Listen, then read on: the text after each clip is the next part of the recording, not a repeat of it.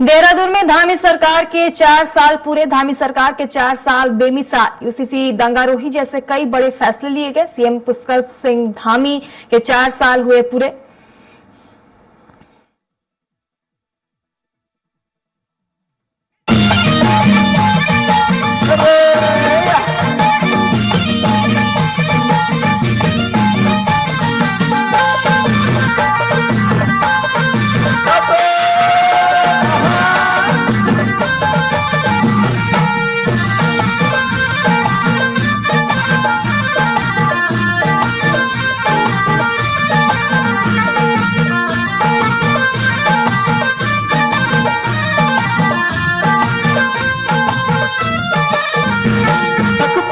बिजली पानी कथ लंबू जगौदा कथ कपूर बिराला कथ गड़ी में सोच रौदा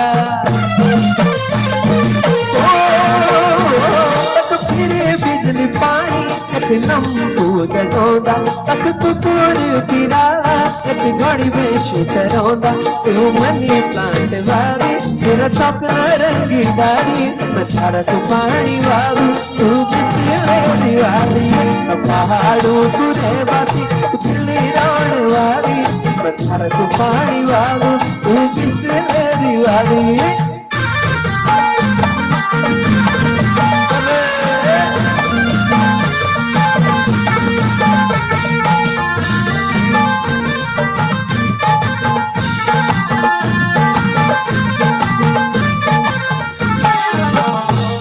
विशाल भगवान जी की बहुत बहुत धन्यवाद। धन्यवाद सौरभ जी। दिव्य सज्जनों, हमारे बीच इस प्रांगण की शोभा को विगणित करने हमारे बीच पधार चुके हैं माननीय मुख्यमंत्री श्री पुष्कर सिंह धामी महोदय। जोरदार तालियों से माननीय मुख्यमंत्री जी का स्वागत करने का कष्ट करें।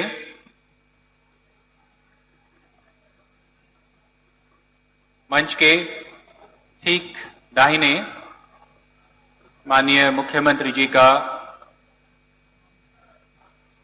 एक भव्य काफिला महान व्यक्तित्व के धनी और सम्मानित महानुभावों द्वारा उनका स्वागत किया जा रहा है।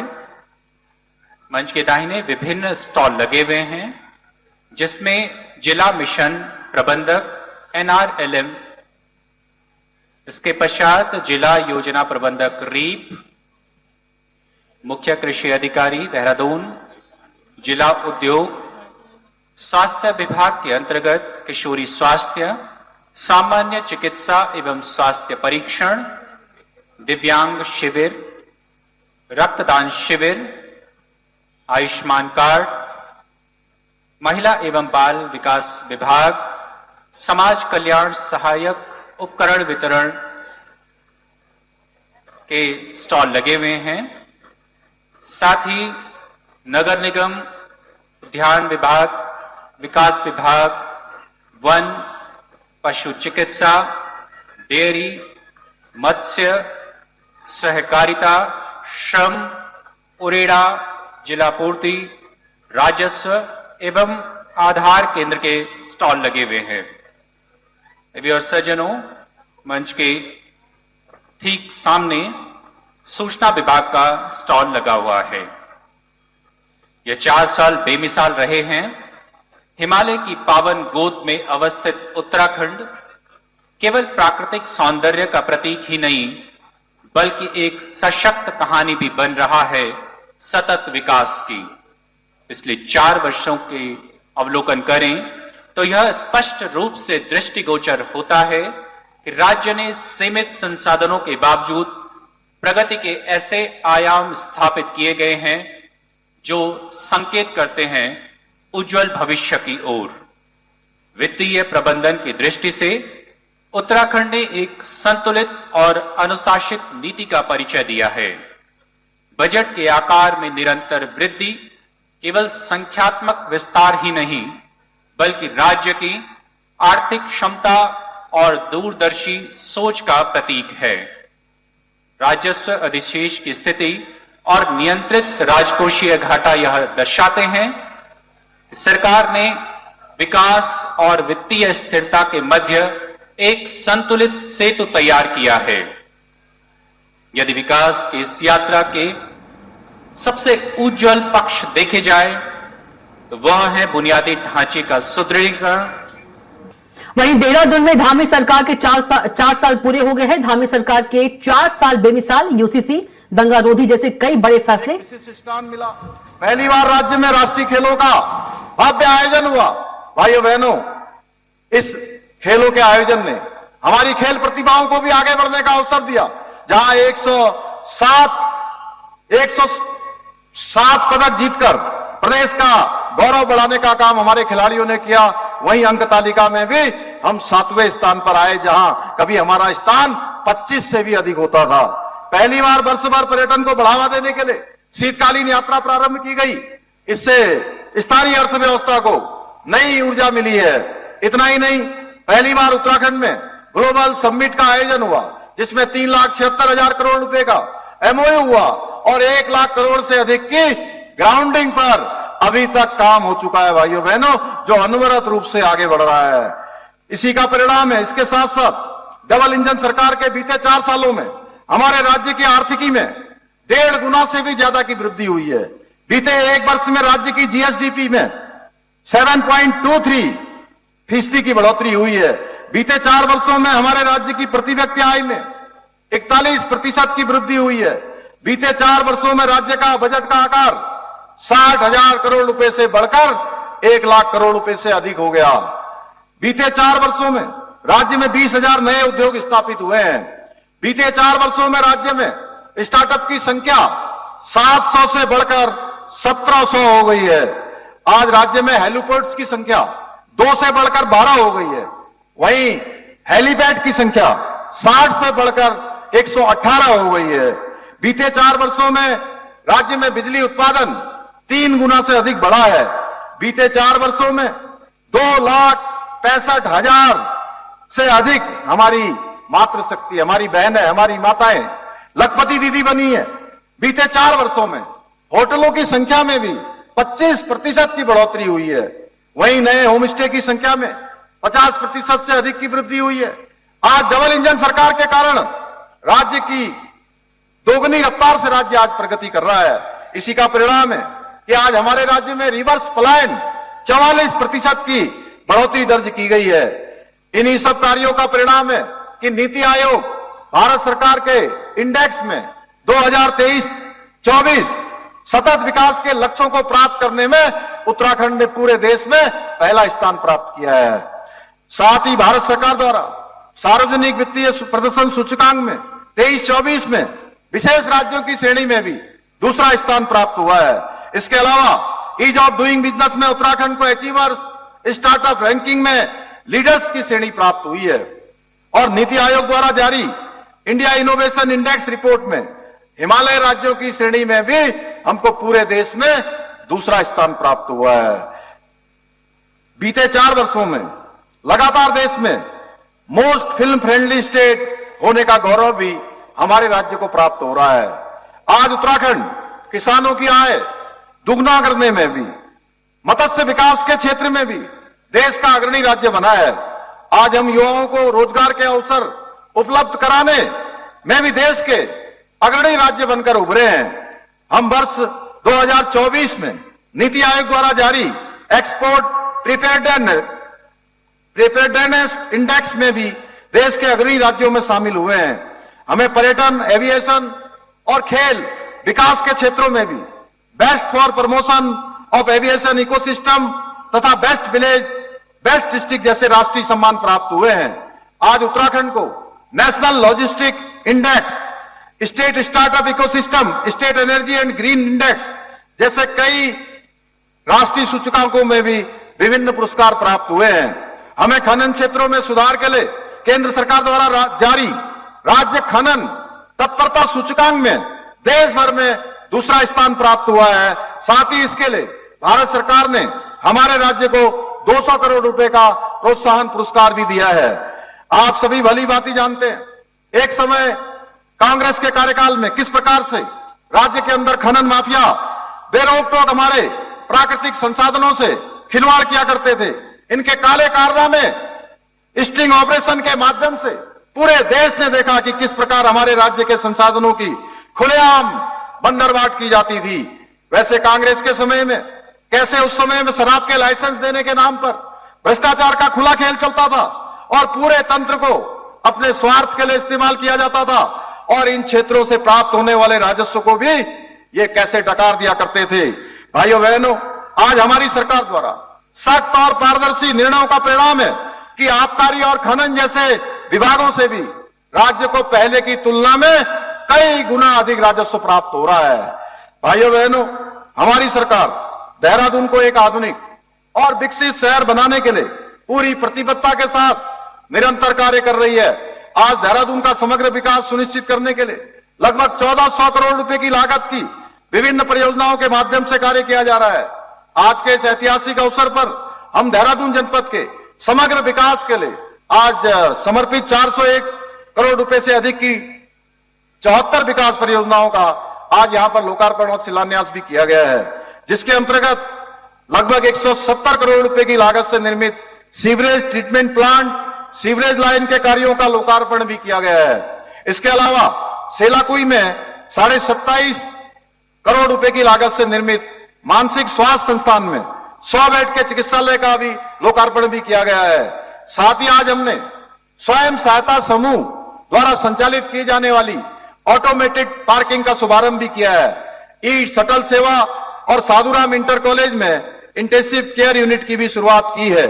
इसके अतिरिक्त आज हमने बाल भिक्षावृत्ति से मुक्त कराए गए बच्चों को शिक्षण सामग्री भी वितरित कर रहे हैं ताकि अन्य बच्चों के समान उनका भी भविष्य बेहतर बन सके, वह भी हर क्षेत्र में आगे बढ़ सके।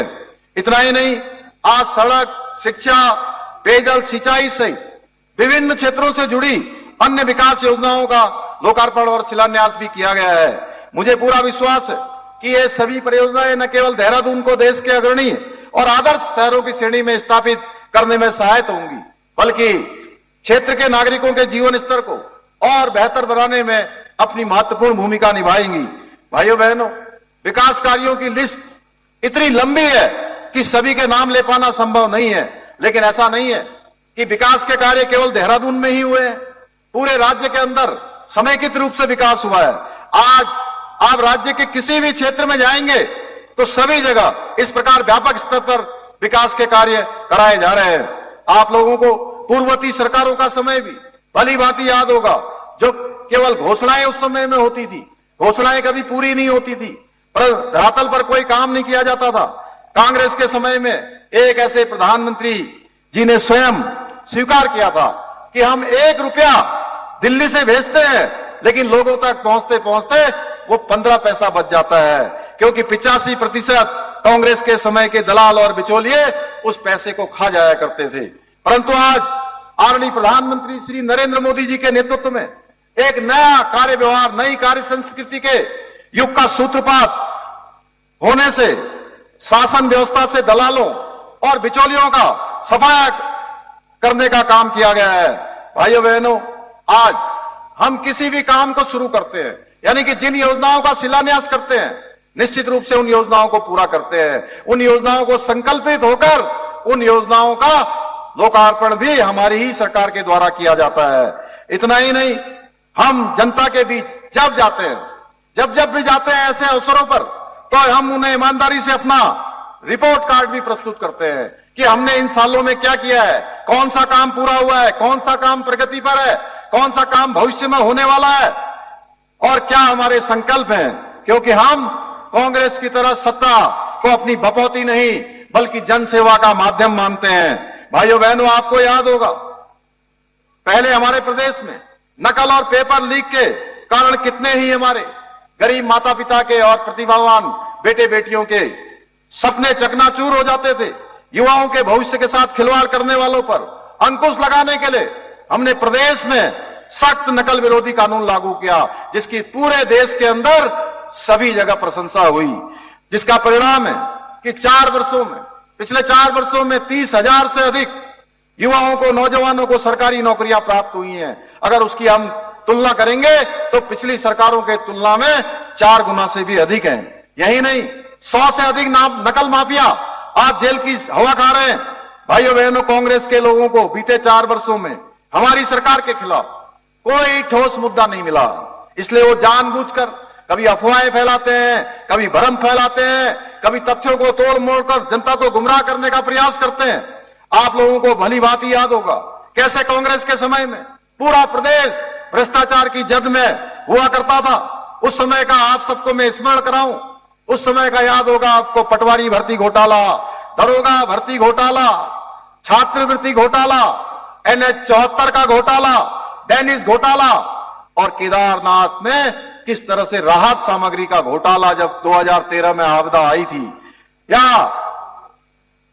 ऐसे अनेक घोटाले करने वाले आज रंगे हुए सियारों की भांति अपनी बेईमानियों के किस्सों को छिपाने का काम कर रहे हैं।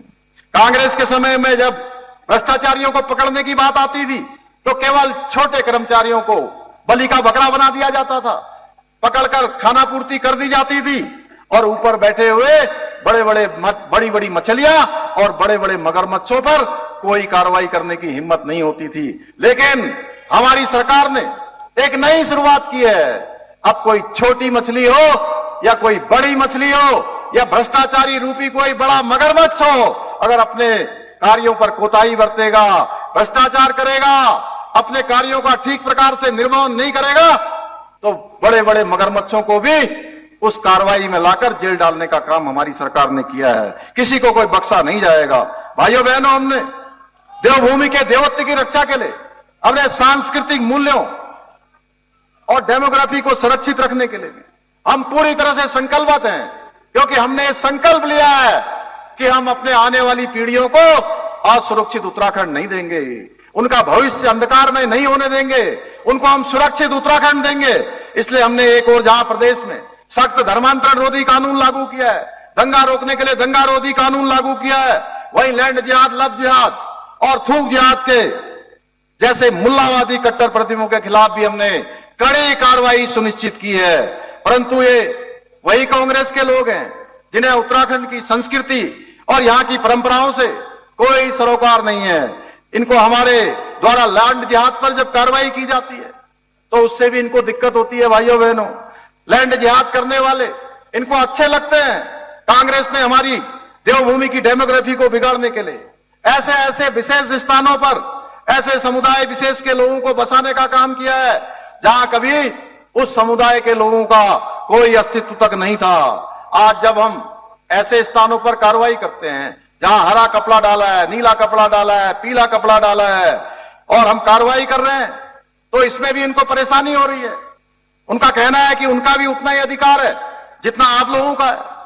आप ही बताइए भाइयों बहनों, ये प्रश्न केवल मेरा नहीं है कि मैं यहां मुख्य सेवक के दायित्व पर आप सबके आशीर्वाद से काम कर रहा हूं, तो ये प्रश्न मेरे मन में आता है कि ये प्रश्न हम सबका है और इसका उत्तर भी हम सब लोग जब मिलकर खोजेंगे तो इन प्रश्नों का उत्तर भी मिलेगा।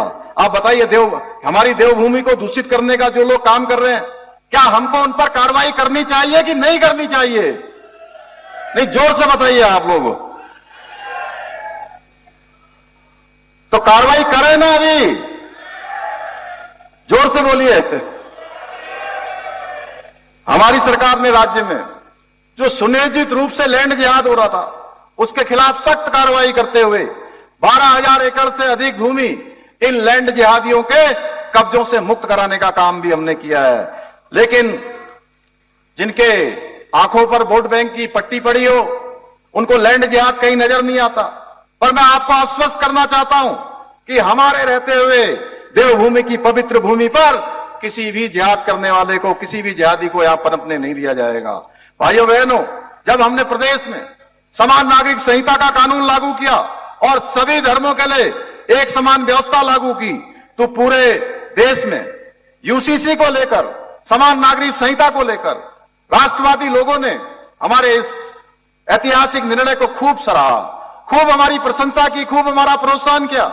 लेकिन हमारे कांग्रेस के मित्रों को समान नागरिक संहिता लागू करने से भी तकलीफ है। भाइयों बहनों, उन्हें लगता है कि इससे एक अधिकार, एक विशेष समुदाय के अधिकार छीने जा रहे हैं। परंतु आप ही बताइए, उत्तराखंड में क्या महिलाओं के उत्पीड़न को हम बर्दाश्त कर सकते हैं, जहां हमारी मातृशक्ति इतनी कठिन स्थितियों, कठिन परिस्थितियों में अपने जीवन को आगे बढ़ाती है? क्या किसी धर्म के आधार पर किसी को कानून के साथ खिलवाड़ करने की खुली छूट दी जा सकती है क्या? लेकिन कांग्रेस अपने वोट बैंक की राजनीति के चक्कर में सच्चाई का सामना नहीं करना चाहती। भाइयों बहनों, उत्तराखंड में पनप रही विभाजनकारी मानसिकता पर अंकुश लगाने के लिए ही हमने एक ऐतिहासिक निर्णय और लिया हमने कि मदरसा वोट समाप्त करने का निर्णय लिया भाइयों बहनों। और इस वर्ष जुलाई से सभी मदरसों में सरकारी जो हमारा बोर्ड है, सरकारी जो हमारा पाठ्यक्रम है, उस बोर्ड के द्वारा जो निर्धारित पाठ्यक्रम है वही पाठ्यक्रम पढ़ाया जाएगा। हम देवभूमि में जिहादी मानसिकता को पनपाने वाले अलगाववादी केंद्र नहीं बल्कि ज्ञान और संस्कार के मंदिर स्थापित करना चाहते हैं। आज अल्पसंख्यक स्कूलों में भी गुरुबाणी गूंजेगी तो भाइयों बहनों, इसमें कांग्रेस के लोगों को क्यों परेशानी होनी चाहिए? क्या परेशानी है कि अगर आप सिख समाज के लोग, जैन समाज के लोग, पारसी समुदाय के लोग, ईसाई समाज के लोग अगर वह भी उन अल्पसंख्यक स्कूलों में पढ़ेंगे तो इनको क्या परेशानी होनी चाहिए? हमने राज्य में बच्चों को गुमराह करने वाले अवैध मदरसों पर ताला लगाने का कार्य भी किया है, इससे भी इनको परेशानी होती है। जब हम सनातन धर्म को बदनाम करने वाले, षड्यंत्र करने वाले तत्वों के विरुद्ध सख्ती से कार्रवाई करते हैं तब भी इनके पेट में दर्द होता है। भाइयों बहनों, आपको जानकर हैरानी होगी, ऐसे घुसपैठिए जो नाम और बेस बदलकर, अपना छदम नाम रखकर, अपना बेस बदलकर, अपनी पहचान छिपाकर हमारे उत्तराखंड की पवित्रता और सनातन परंपराओं को कलंकित करने का प्रयास कर रहे थे, तो हमने ऑपरेशन कॉल नेमी के माध्यम से राज्य से ऐसे पाखंडियों और विधर्मियों को गिरफ्तार करने का काम किया। तो इसमें भी हमारे कांग्रेसी मित्रों को बड़ी समस्या है भाइयों बहनों। वो ऑपरेशन कॉल नेमी भी उनको पसंद नहीं आता है। लेकिन मैं आज स्पष्ट कर देना चाहता हूं कि हम ऐसे घुसपैठियों को देवभूमि उत्तराखंड से निकालकर वापस वहीं पहुंचा रहे हैं जहां से वो आए हुए हैं, उनको वहीं भेजने का काम कर रहे हैं। भाइयों बहनों, हमारी सरकार देवभूमि उत्तराखंड को देश का सर्वश्रेष्ठ राज्य बनाने के अपने विकल्प रहित संकल्प को पूरा करने के लिए निरंतर प्रयास कर रही है। और मुझे पूरा विश्वास है कि हमारे इस संकल्प को साकार करने में आप सभी परिवारजन इसी प्रकार हमारी सरकार के साथ कंधे से कंधा मिलाकर अपना सहयोग करते रहेंगे, अपना आशीर्वाद देते रहेंगे। इसी विश्वास के साथ कविता की इन पंक्तियों के साथ मैं अपनी बात समाप्त करता हूं। 4 वर्षों की यात्रा अपनी मंजिल नहीं बस पड़ाव है। 4 वर्षों की ये यात्रा अपनी मंजिल नहीं पड़ाव है। मजबूत नींव रखी है हमने, अब आगे बढ़ने का भाव है। हर गांव तक पहुंचेंगे अवसर, हर गांव तक पहुंचे अवसर, ये हम सबकी जिम्मेदारी है। हर चेहरे पर खुशी दिखे, बस यही अब तैयारी है। अब न हो पलायन कोई, हर गांव में विकास हो, रोजगार और समृद्धि से अब हर घर खुशहाल हो। विकल्प रहित संकल्प ये अब पूर्ण कर दिखाना है। मिलकर आगे बढ़ना है, उत्तराखंड श्रेष्ठ बनाना है। धन्यवाद। जय हिंद। धन्यवाद महोदय। आपके शब्द, आपके प्रयास सशक्त एवं समृद्ध उत्तराखंड की ओर हमें अग्रसर कर रहे हैं। कार्यक्रम के अगले क्षणों में विकास पुस्तिका का विमोचन किया जाएगा। विकास पुस्तिका का विमोचन देवभूमि उत्तराखंड अपनी स्थापना के 25 वर्ष पूर्ण करने के साथ ही एक युवा राज्य बन